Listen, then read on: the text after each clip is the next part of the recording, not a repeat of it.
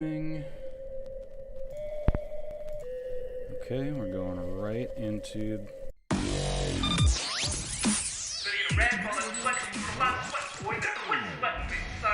And we're live. On tonight's episode of the Glue Guys, we're going to talk about why exactly the Nets lost Game 3 against the Milwaukee Bucks. Welcome back to the Glue Guys. This is Mike here. Say hello, Brian. Hello. Check us out on Twitter at BK Glue Guys, netsdaily.com, The Athletic. Get yourself behind that paywall at theathletic.com/glue guys. Brian. Michael. Different energy tonight. How are you, my friend? Blessed be to you. Blessed be. And blessed be to Luke Gray and everybody else in the chat. Blessed be. I confess to being slightly triggered on the heels of that game, Mike. I'm just going to come out and say it. Part of me's triggered, and I think we're going to walk through the process, but what a weird and frustrating and ultimately awful game that was. I mean, it was just such a, the term rock fight's been thrown around before, but this is the rock-fightiest rock fight that I've seen of this Nets team. And I can't really account for any other reason other than just shot doesn't go down. It's stupid and boring. It's the Game 3 blues. It's so the reason why, I had talked to Alex Schiffer, Nets beat reporter for The Athletic. We were just slacking, and we were like, what's going to happen for Game 3? And I, like him and like many other people, predicted that the Bucks would win. And I thought the Bucks would win because they'd have the energy from the home crowd, and they're down 2-0. They're desperate. And that maybe the Nets were just they wouldn't be firing on all cylinders like they were on games 1 and 2. And the Nets were not firing on all cylinders. Neither were the Bucks. Basically, it was just Chris Middleton and Giannis on offense, and then Brook was pretty impactful. He had some nice plays on defense. And that's kind of what is so painful about the loss. The Nets are still up 2-1, but this was a game that the Nets could have had, obviously. And if they go up 3-0, it's over. It's over, Brian. You know what really triggered me ultimately, and this is the great offense that I took to this whole thing, which is at the end of the game, the ESPN production scanning the crowd, and there's a guy, he could be any guy, but it's the same person you always see at any basketball game, just wearing no undershirt with a jersey, and he's waving goodbye to the Nets that they just eked out. They eked out a Game 3 win by the hair on their scrotes, Michael, that they needed in order for them to not clean house entirely, their entire upper management, and the guys waving goodbye to the Nets. Anyways, it's a detail that stuck out of me of just how unfair everything is. No, it's not unfair. I mean, it's fair. All's fair.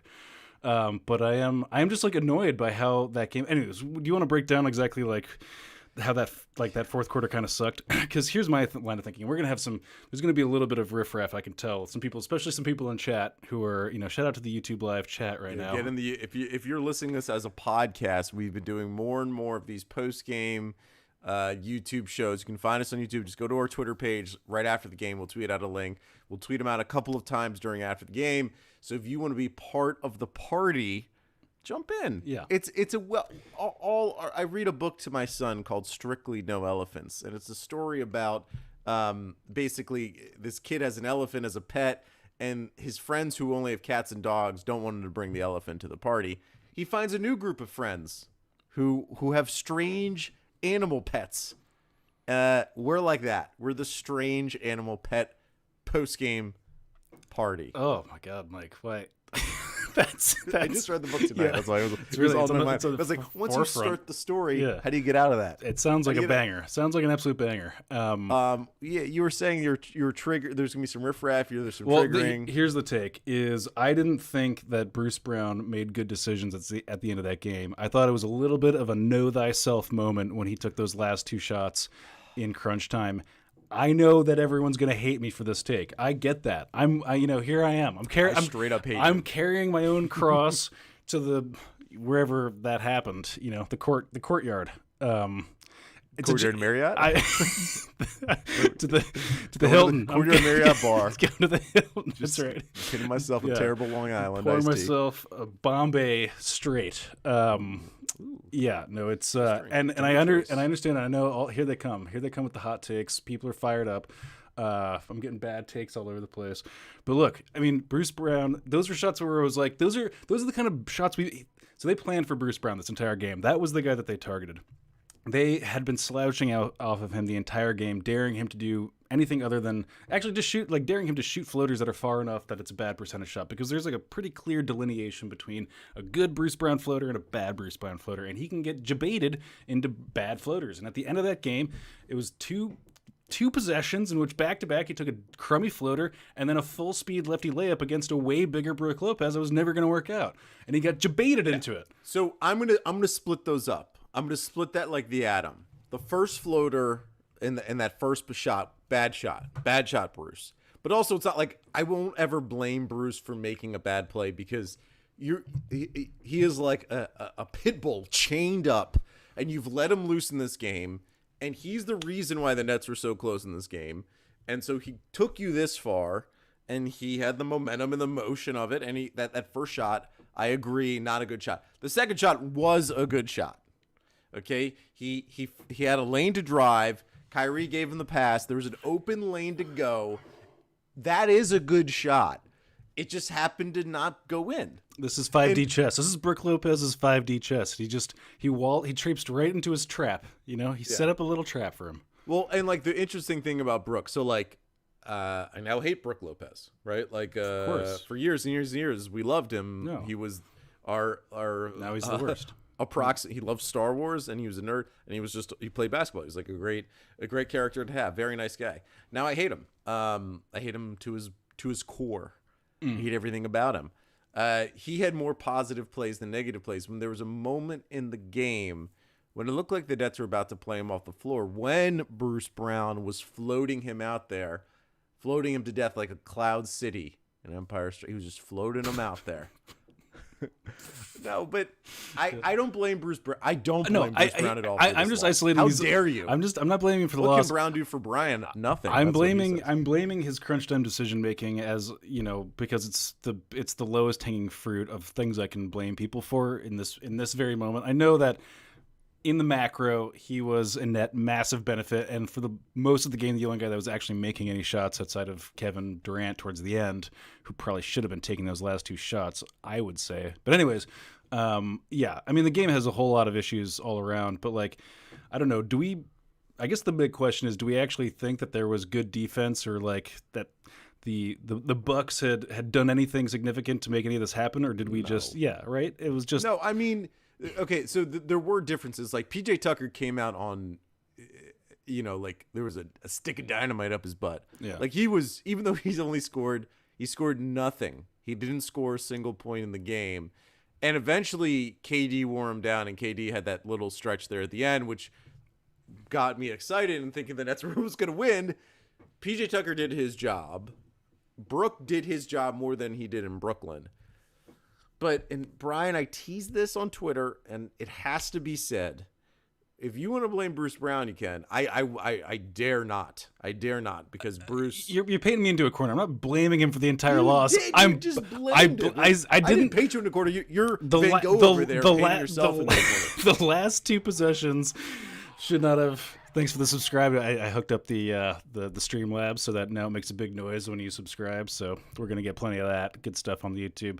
Thanks. I'm not saying that he ruined this game on the whole for us, Mike. Those last two possessions were critical, and he got jebaited. I'm just saying that they had targeted Bruce Brown. The record will show. Yeah. That you hate Bruce Brown.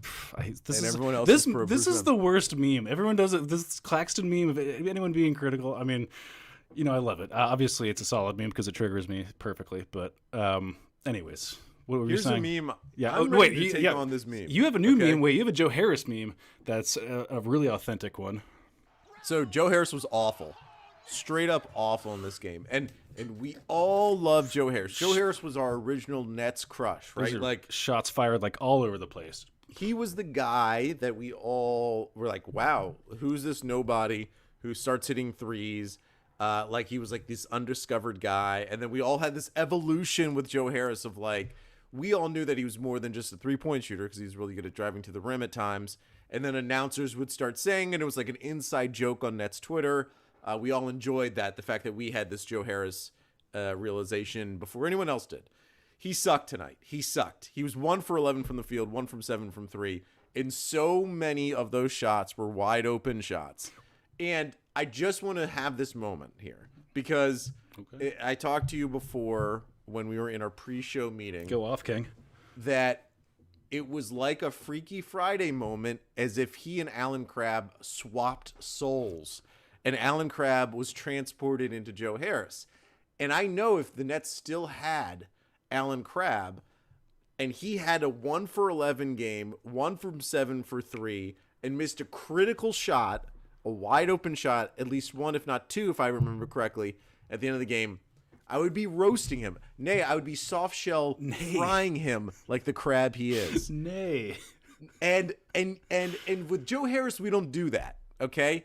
And with Joe, this is the caveat. I have confidence that in game 4, he's going to shoot like 4 for 7 from 3.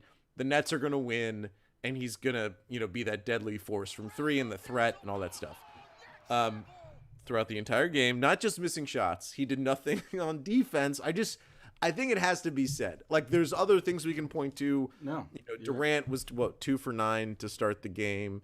Kyrie had a nice stretch, but ultimately ends up being 2 for 8 from 3, 9 from 22 from the field.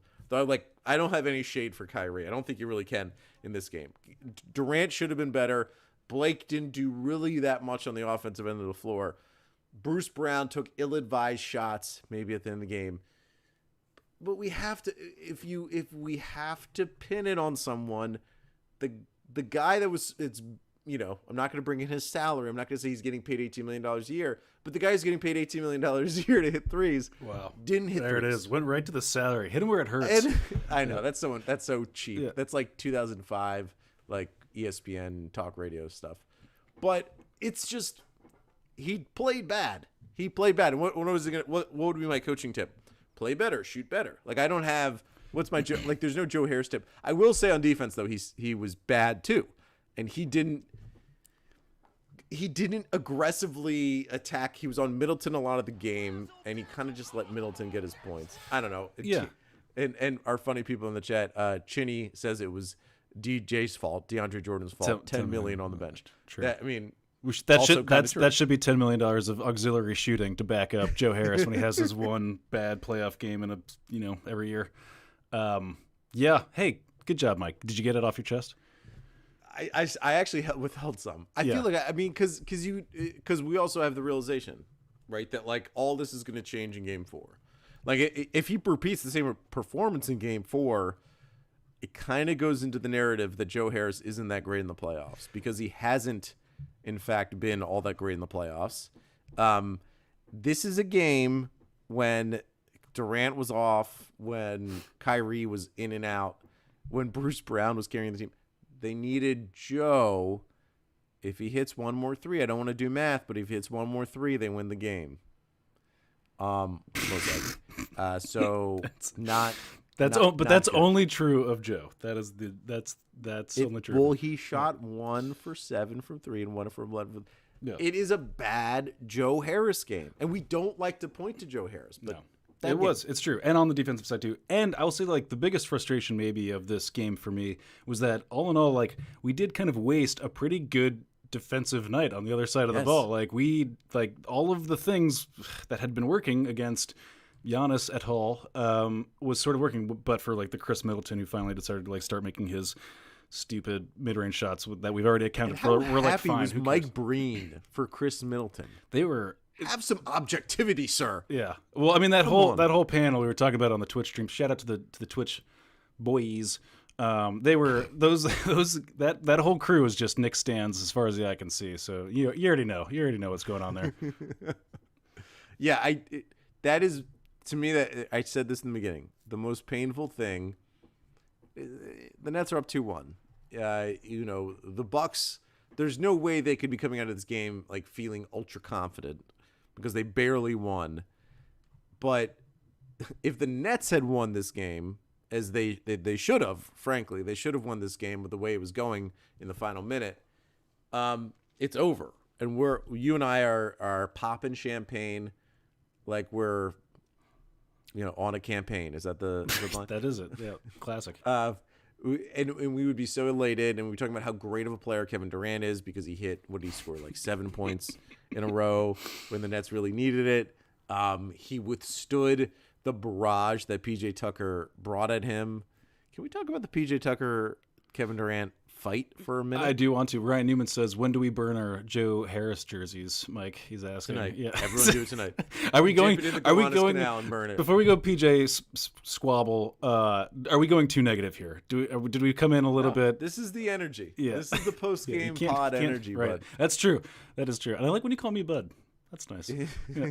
If we had been doing this tomorrow at 10:30 a.m. after we would just watch I'm just waking Kelly up. and Ryan live. My with Kelly eyes and are Ryan. sealed shut with crust at 10 a.m. Mike. You would have come. I know your take. Your take would have been not worried, right? Because you would have felt fine. I would have processed slept it. on it. Yeah. I would have been less worried, but I still would have been like, I don't know. It's just 2-1. Like 2-1 is way different than 2-0. It's obviously way different than 3-0 in the series. There's some momentum now with the Bucks. But this is the post game pod energy. Post game podding. That's right. Fair enough. And Joe Harris was 1 for 11 from PJ Tucker. How much do you want to bop him in the nose, Mike? It got personal there because if we can retrace the fight, so not the fight, the bumping of chess. Durant has the ball. He gets fouled by Tucker. Tucker starts saying something, I think, to the ref. Durant says something to Tucker, whatever it was, basically like I'm sure it was like that was a foul or of course whatever. I'm sure it was related to the play.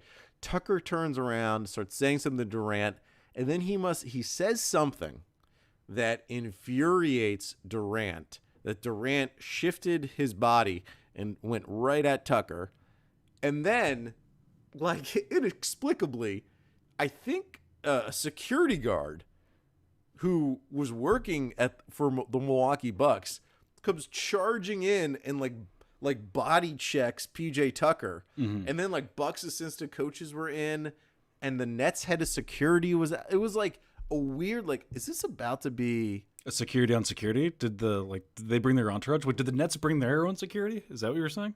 Yeah, there was a moment where whoever was talking to Durant is like one of the Nets security staffers. I believe is his head of security. Oh, wow. If Net Income on @NetsDaily Twitter was tweeting, I think he was tweeting about that. So Durant is talking to one person, security personnel, but Tucker just gets blocked by this big old security guard. And it was a very awkward, crazy moment. I was like, oh shit, this is going to get ugly. And they're going to lose PJ Tucker and we're going to lose Kevin Durant. And then that's the scenario that we discussed, the Harden Giannis fight. We'll take their defensive stopper out, Mike. Good trade. So let's do this. We'll take a quick break just for the podcast. We will YouTube people who will be with us live. Come back. We'll have cooler heads. Heads will be cooled, and we'll talk more cold and analytically about Bucks Nets Game 3. We'll meditate during the break, Mike. And we're back. I like Qui-Gon Jinn. As I was waiting for my battle to the death with Darth Maul, I just meditate. You go Qui-Gon, huh? Not Qui-Gon? Qui-Gon, is it Qui-Gon Jinn? I think it's Qui-Gon. I think apologies to the Jinn family. Yeah. Who are still mourning his loss. It's a big loss. It's a big one. So we had talked about Bruce Brown. We talked about Joe Harris not playing well. If you could extrapolate though one big piece from this game, the reason why the Nets lost, the big reason, not just the moment, but the big reason why the Nets lose this game. Well, so the only thing, I mean, obviously it's like this is a dumb low-hanging fruit meme. It's that, we weren't making shots, but if there's the only thing that I could like pick up on that really changed from their defensive schema, it's that they really, really, really let Bruce Brown run free for the first like half of that game for the most part, and most of the second. Basically, whenever he was in, which is an interesting thing to do because basically, like I was saying, they're targeting him as like a weak link in terms of playmaking. It's maybe smart, maybe not. I don't know. I'm not quite sure yet. Bruce didn't know what to make of it. So you see in the definitely the first half of the first quarter, he's finding himself in no man's land, kind of the same way that Giannis is, except he doesn't have any of the same pressures as Giannis. So he's just like, okay, I guess I'll just like back it out and give it to Kyrie Irving. Like that's all I have to do to solve this riddle. He tries to probe a little bit, but like that, and in terms of like actual like macro schemas, that's really the only thing that I saw that was like wildly different from one game to the next. Is that enough to cause us to shoot like 25%? I don't know. I should have the numbers in front of me. They shoot so poorly.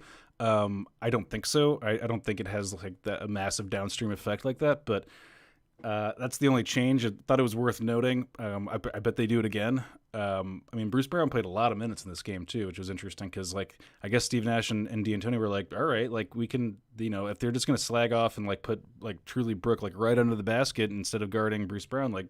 I guess we're okay with that because we'll just kind of keep it on the perimeter. They dared and dared and dared, and like we just never were making those perimeter shots. And so like you win, I guess, you jerks. Don't say we. It was Joe Harris. Yeah. No, yeah, it was strange. It was like Bruce Brown's being put in the ball handler position more than like in games 1 and 2. He was screener. He would get the ball in spots and then get it back to KD and Kyrie. Where this game he was like. He had the ball in his hands for multiple seconds and having to make a decision. Yeah. I felt like games 1 and 2 were much more – the game plan the Nets had was much more on point, and they followed that game plan. I mean, I guess this would be – isn't this their best defensive game? I forget what exactly game 2 was like in terms of before all the starters got pulled. But, the Nets did really well defensively. Offensively, it was just too much like – it felt like Boston. Felt like moments in that Boston series were like there was no pressure on the Nets. They kind of like were exhibiting the fact that they felt like this series was over in some way. It felt more of like this back-to-back. The Nets played on Tuesday night. Now it's Wednesday night, and they're playing against the Milwaukee Bucks. And Durant is sort of just like trying to muster the energy to play in this game because he really fully wasn't engaged early on in the game. Oh, we're going with a not engaged. Well, I'm not even like obviously he's incredible and like he had an amazing second half and he nearly won the game for the Nets almost by himself by the end of that game. But like the entire team, and he's more a microcosm of the entire team. The entire team except for Bruce Brown in that first half they didn't have the vibe of like we're going to put our foot on the Bucks' throats. And we're going to end them now so that, sure, they may win game 4, but then we'll go home and win in game 5, which still may happen. They may win. The Nets may win in game 4.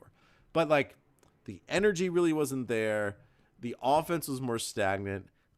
But I am interested in one thing. And Seth Partnow from The Athletic, who used to be the director of analytics for the Milwaukee Bucks, very recently was. So he knows what he's talking about. He does really good stats. He puts out really good numbers. And I want to see what the Nets' expected field goal percentage was off the shots that they took. Meaning that it felt like the Nets were still getting pretty good shots, particularly Joe Harris. But even there were moments where like KD would miss an open jumper. Kyrie really, every shot Kyrie took was just contested to the core. But I felt like everyone else but Kyrie had more open looks and they missed them than then in a game that would how many points did the Nets score? 83 or 84 in this game? Some disgusting dumb number. Yeah. Some dumb. Let's remove it from the yeah, get it out of here.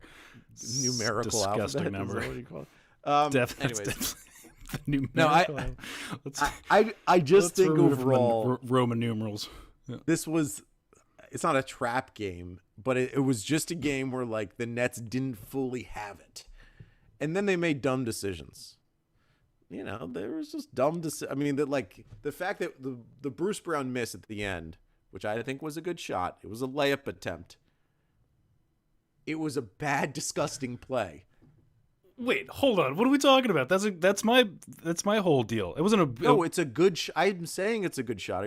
It's a good shot, but it's a bad play. No, yeah, the play itself was horrible. The inbounds play, yeah, Brian, the inbounds play. They threw the ball and it dribbled in the middle of the floor. Oh, Bruce Brown is like blocking that whoever was on Kyrie, so Kyrie could pick up the ball, and then Kyrie gets trapped on the sidelines. Kyrie makes a good pass to Bruce Brown. Bruce Brown saved the play, frankly, by driving to the hole. He was the only good part of the entire play. And that's a moment in the game when you really need a good out of timeout, after timeout, an ATO. That's where you need to show the wizardry that is Steve Nash and Mike D'Antoni. It was a disgusting design out of the timeout. I mean, the ball squirted out, and like I get it, like Bruce Brown, it needs to do something. That was horrible. How could you don't defend that? That's disgusting. Well, I mean, like the fact that the ball just like farted out, like I mean, that's clearly not part of the play, right? I mean, like that was an accident. Yeah, but that shows an inferior play. If that's what is the result of the pass, is that's a bad play. Yeah, I guess, sure. Like, if a bad outcome. How are you not understanding? I mean, I'm actually shocked. Like, no, I mean, like you're saying they run plays out of timeouts. Well, here's know that like an inbound. It's called an inbound play. Yeah, I'm with you. I'm with you. So like, but philosophically speaking, you're saying if a bad outcome happens, then it's a bad like decision from the top down. Because like the play could be, I mean, I'd have to go back and watch if it was just like a really bad inbounds play, but like I just remember that is what I'm saying. I get it, but like the part of it where like it slips out of his hand, like ends up in Bruce Brown's hands. Like I get it. That's that's you're dealing with a broken play now at this point. And yet still Bruce Brown shouldn't be taking a full speed lefty layup against Brook Lopez. Yeah, all I'm saying is that the design of the out of the timeout after the ATO. I don't know why. I know it's after the timeout. I like out of the timeout. That's the way I like to describe it. I mean, it's obviously a poorly designed ATO. If how the ATO is put into play is, who was it? Blake Griffin was throwing the pass, dribbling the ball into the middle of the floor, hoping that Bruce Brown would scoop it up, or it ended up being Kyrie Irving. Bad play. Bad play. Yeah, and maybe a bad shot. Maybe not. We'll see. We'll watch it back. And I'm fine accepting people thinking it's bad shot. Like I understand fully. Some people think it. I think it was. I mean, I think if you take a layup, it's a layup. I think you have a layup, even if it's against a 7-footer. Though the refs in this game, I gotta say, this is not a ref bashing segment. Inconsistencies. The Giannis 10-second thing is just insane at this point. Can we touch on the fact? So they call it. They call it at, like on his like 5th free throw or whatever it was. Every free throw is over 10 seconds. So like I know that the message is like, we'll do it in the second quarter to kind of warn you, speed up your act. But like if you're going to do it at all, do it every damn time. It's just everything is 14, 15 seconds. Yeah. It's incredible. I think it's also longer than a Quibi show. It's shout out Quibi. Shout out to Quibi. It is also probably bad for his bone-crushing anxiety panic attack that he's having at the line that you can obviously feel him going through every time he's there. Like, wouldn't you want to get through that faster? I mean, maybe he thinks that like if I spend time in this tunnel vision wormhole that I'm in, like I can break myself out of it. Clearly he can't, because like 1 out of every 4 is an air ball at this point. Just get that up in 5 seconds. I think you'll feel better ultimately. I think you just get more rhythm going, and you won't have those moments of panic that we're all feeling for you at this point. It really can't help him.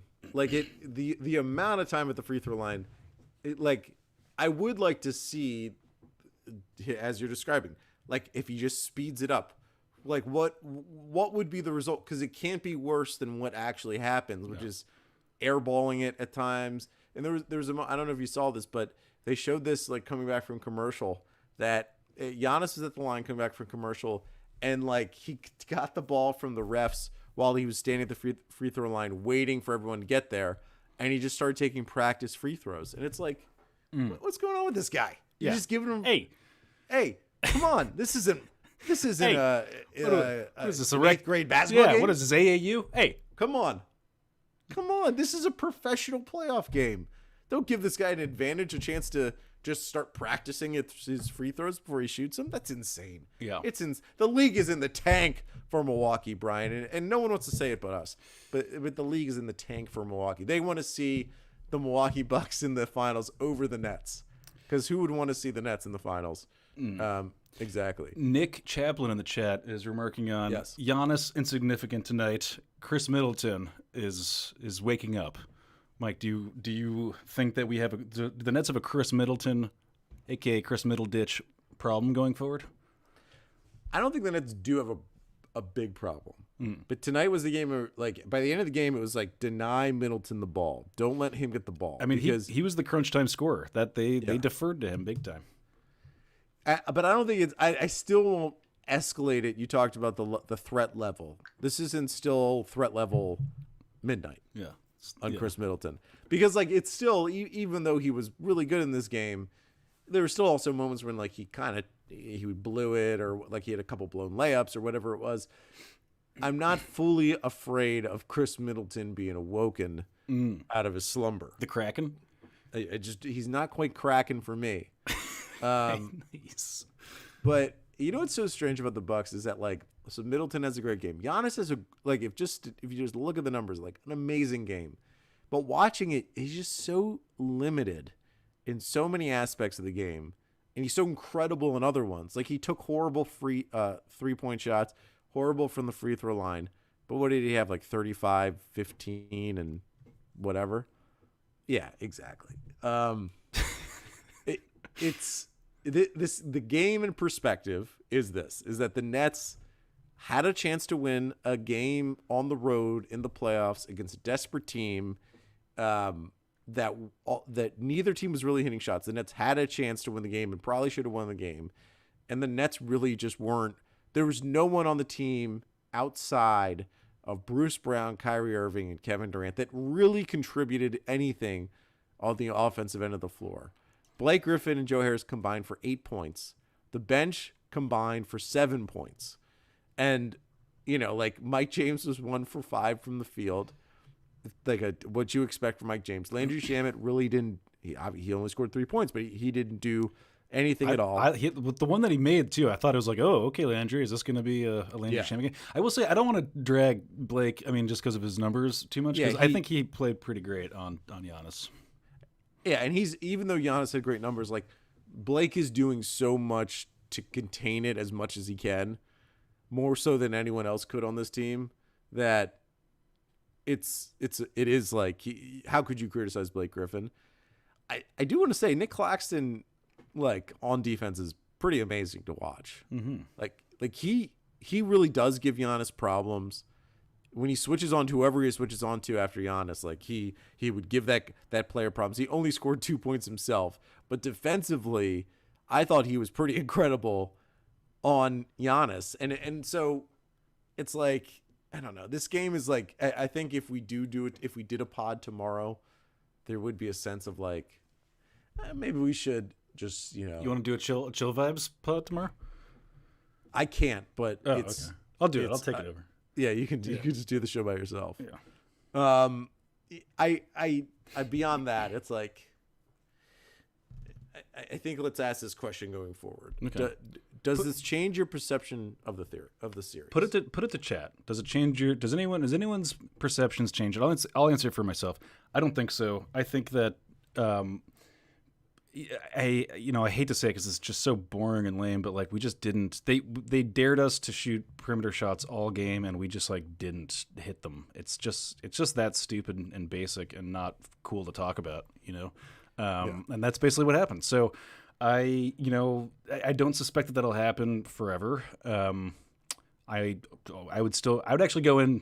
I kind of like put in in a YouTube comment to one of the people who were like a Super Bucks fan, like talking mad doo doo on some of our takes from before the series started, and I was like, I actually think that the Bucks are probably going to sneak away with Game 3. Like, if I was a betting man, I would put it on there just to extend the olive branch, because he had come back with hat in hand after Game 2 and was like, dude, the Nets are the better team. You were right, which is it was a real gesture of faith, and it restored my faith in humanity to a certain extent. But anyways, and so if I was a betting man, I would say that this is probably there had to be somewhat of a regression to the mean here shooting wise. We'd been pretty toasty, pretty hot from the field first 2 games, Mike. So it's a lot to expect Joe Harris to shoot like 50% every game, Mike. We can't always expect it. He's gonna have some off nights, and it just happened to be the night where everybody else was off as well. So great, Joe. Thanks. Accept it. Yeah. I don't accept it.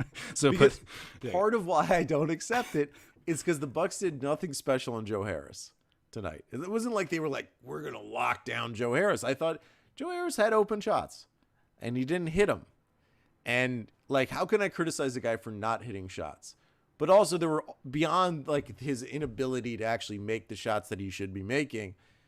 Like, sometimes there's games when like he has a lot of energy, and he does the fist pump, and he's scrapping, and he's out there defensively. And even though he may not be an amazing defender, he has a bigger body, and he could do he tries to do what he can do on the defensive end of the floor. He didn't really do that. Like, he wasn't even. I didn't feel like man, I'm not good shooting the ball tonight. I'm going to try to do other things on the floor to compensate for my lack of shooting. Yeah. It kind of felt there was a complacency that I don't like to see out of our Joseph. Wow. Okay. There it is. I will say also, I take it personally, actually. The one little criticism that I have, just one tiny criticism, is when he's trying to get out of his slumps, he goes for these really rinky-dink mid-rangers, which is like, why that's a shot you never take. I've never seen you do that. Like, why are you all of a sudden trying to like be like, that's how I'm going to break out of this rut? Like, just go do your thing. Do the thing you always do. I'm sure you'll be fine. But he kept shooting from like the weirdest spots on the floor all night.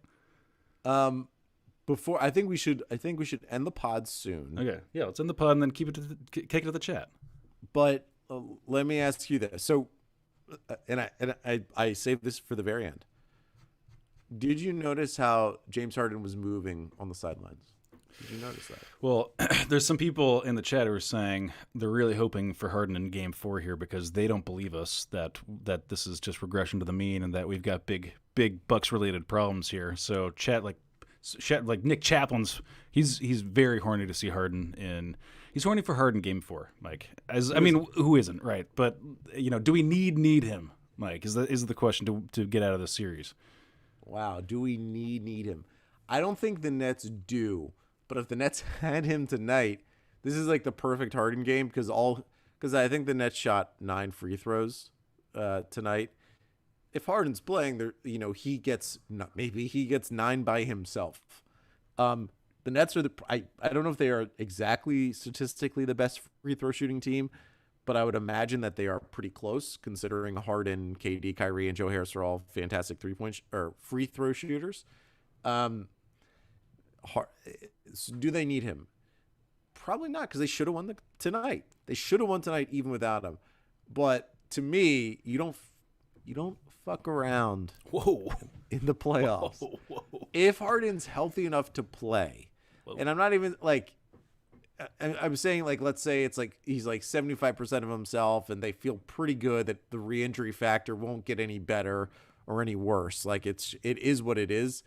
Like, you play basketball, because if they lose Game 4 and it's 2-2, goes back to Brooklyn, God forbid something bad happens to Kyrie or KD in Game 5, or even if it's just a minor injury, they lose. Like, there's all these scenarios that can happen. And Jeff Green said it best. Okay, Jeff Green hasn't practiced with the team yet, and he says, if I can practice, I can play.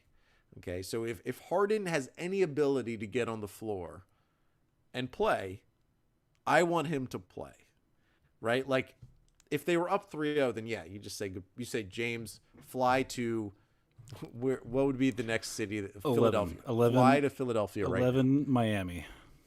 Yeah. Just fly to Miami, rest up, heal up. Yeah, that's where he goes to do that's his hyperbolic chamber. But if he's healthy and he's ready to roll, I don't think he's going to play game 4 though. I would think it's game 5 still. I still like if it's the earliest. I still think it's game 5. Not based on any facts, just that, just like a sense of injury. All right, Mike, get us out of here. Thank you so much for listening. We are the Glue Guys. You can find us on iTunes and Spotify and Stitcher and all the places you can listen to podcasts. We are also on YouTube. As you heard, we reference our YouTube crowd that is in the chat. You can watch us on YouTube. Shout out to the Discord. That's a shout out. That's how you do a shout out, Mike. And Brian also does some dirty streaming. I do. I stream dirtily on Twitch. And shout out to the Discord. Link in the Twitter bio and also in the YouTube description down below. And smash the subscribe, smush the follow. Mike, let's get out of here. 5 stars. We want them. We need them. I'm not ready to get all down in the dumps yet, Mike. We're going to go in there and get that game 4 win. We're going to take down yeah! Howard Dean finale. Thanks, everybody. Nice. You know what I love that. When was the Howard Dean presidential race? I think that would have been 04, I believe. I think that would have been 04. A lot of people want us to. Matt Parker especially wants us to yell about Mike James. My whole thing about Mike James is that he's limited. He's just limited. He's limited. He cannot play basketball. You're just gonna go right in and actually give him what he wants and just yell about him. I love that. Give the people what they want. Because I had the same thought. Like I was watching the game and thinking, Mike James is not meant for this moment, but he shouldn't. He was on 2 10-day contracts, and then the Nets signed him for the rest of the year. Brian, did you see the thing I tweeted that Bobby Marks said on the Zach Lowe pod? No. What'd you say? So. Bobby Marks was on the Zach Lowe podcast a couple of days ago, and they were talking about the Nets and Bucks. And Bobby Marks had like a minute-long thing about how GMs in the NBA, at least one GM told him that he's upset that the Nets were able to get Mike James. Oh, yeah, I did see this. Yeah, that's hilarious. So for people who are still live on YouTube with us, basically, I guess the GM's point was that like there are only 4 players in the EuroLeague that are like worth anything right now, and the Nets got him and got Mike James, and they shouldn't. And it's also but it's so insane because it's Mike James. He was on 2 10-day contracts, so any NBA team could have just went like, "Hey, Mike James, here's a contract for the rest of the year if you want it." Like if he's such a devastating force, such a playoff altering force, why wouldn't like the Lakers pick him up for the end of the year? It's just like it's so ridiculous. But it's probably because Mike James isn't that good. Like, and it's just like he's. I can't wait for James Harden to get back because Mike James shouldn't be playing basketball in the playoffs. Should not. There it is. I mean, when he makes mistakes, it's the most offensive thing ever. What's up, Bill Huey? What's up, dog? Long time no see. What's up, William Farrow? John Brian Murphy's asking if you have any hair product in tonight, Mike. If you're wearing a hair product, this is the grease of a sweaty old. This is the grease of 1,000 showerless days. What? How? Did you have a thought in your mind tonight, Brian, that the Nets were going to win? Yeah, right? Of course. Like, at the very end, even to the very last second, I thought that Durant shot was going in. Yeah, I stood up in my seat and I started like pumping and fist pumping. I was like, "Hey, this is gonna be a great pod. The Nets are gonna be up 3-0. We can just like all chill vibes, no anxiety." And now I'm not saying there's anxiety, but there's emotion. There's There's not less anxiety. I'll put it that. John Brian Murphy, smell, stand up and prove you're pantsless. That's pretty funny. I won't stand up, but I am wearing pants. But I promise next time I won't be. Prove it. If that helps everyone. I will Jeffrey Toobin this stream.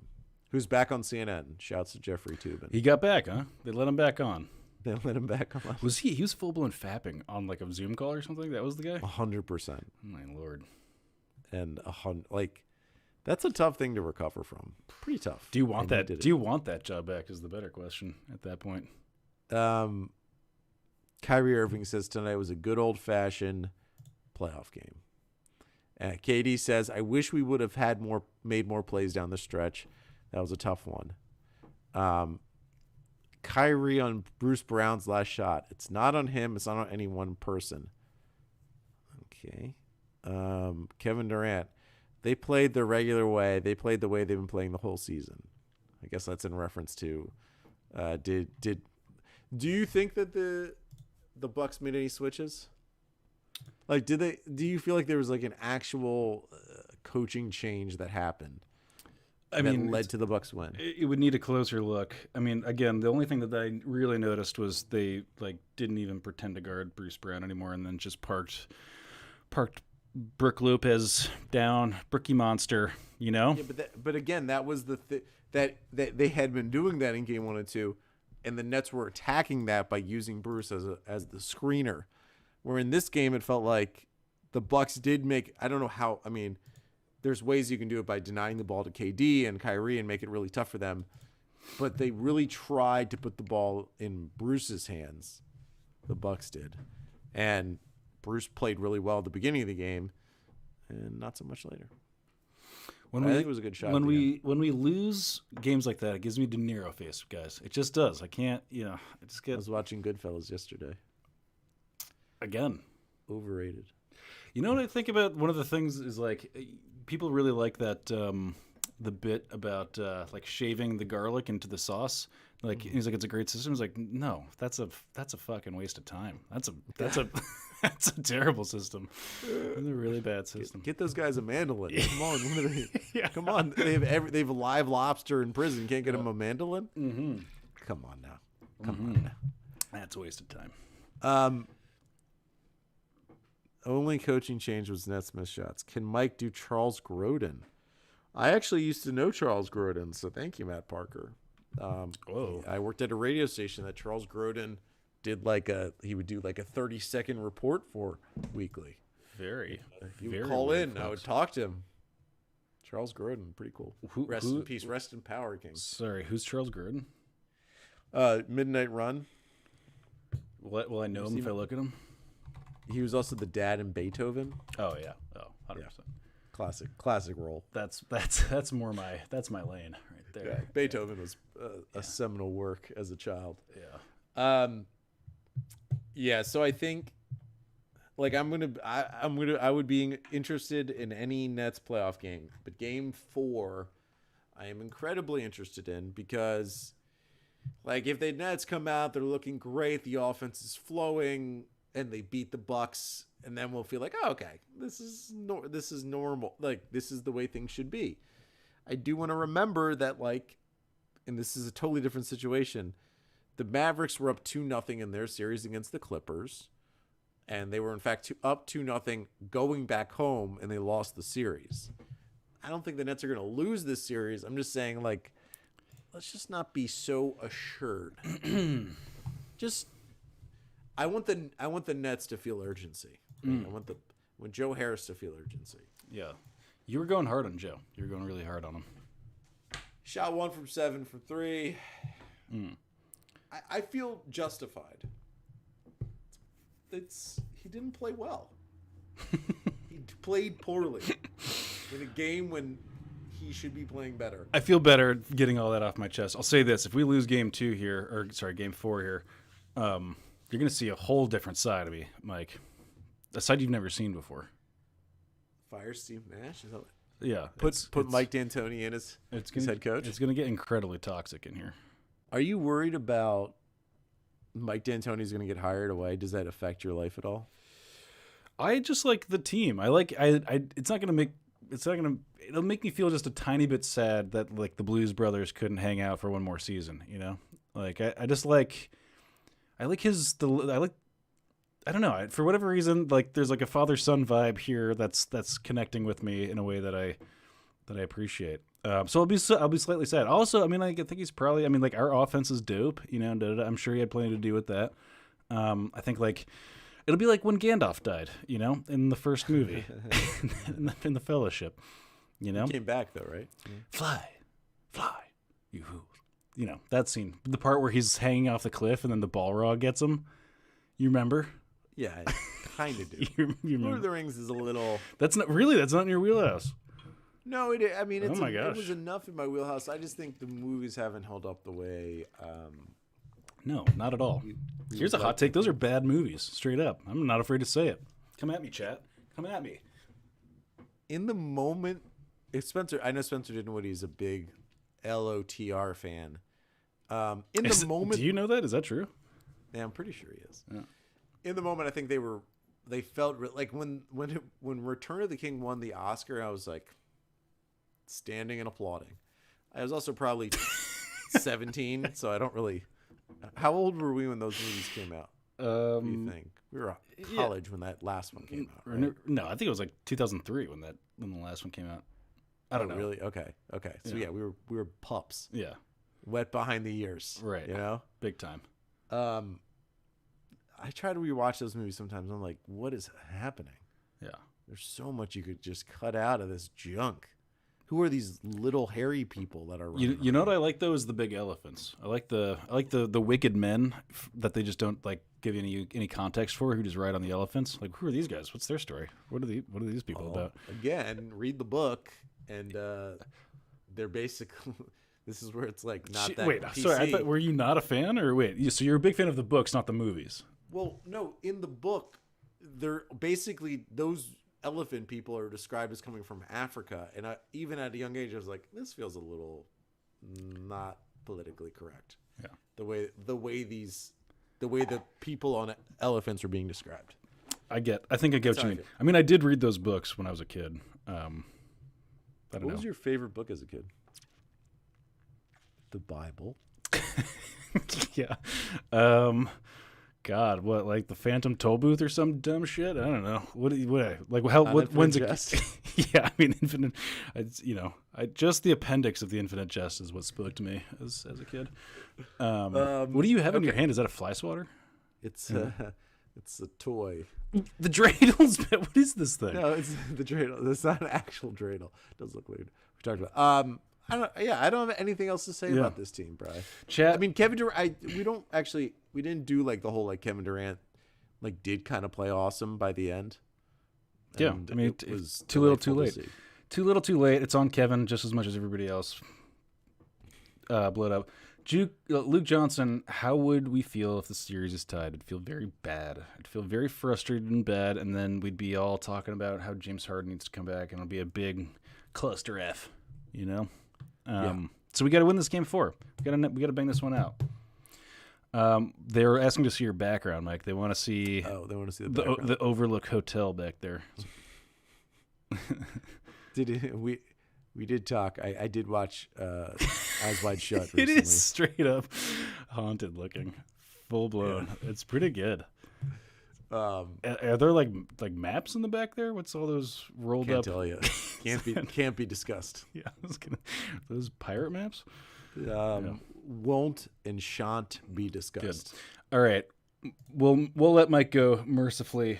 Thank you. We'll all go, guys. Thank you so much for hanging out. It's so fun to do these little after. Yeah, little we appreciate all of you for being in this and chatting. Tell your other Nets cohorts. This is just the place to be. This is where we all want to be. Yeah.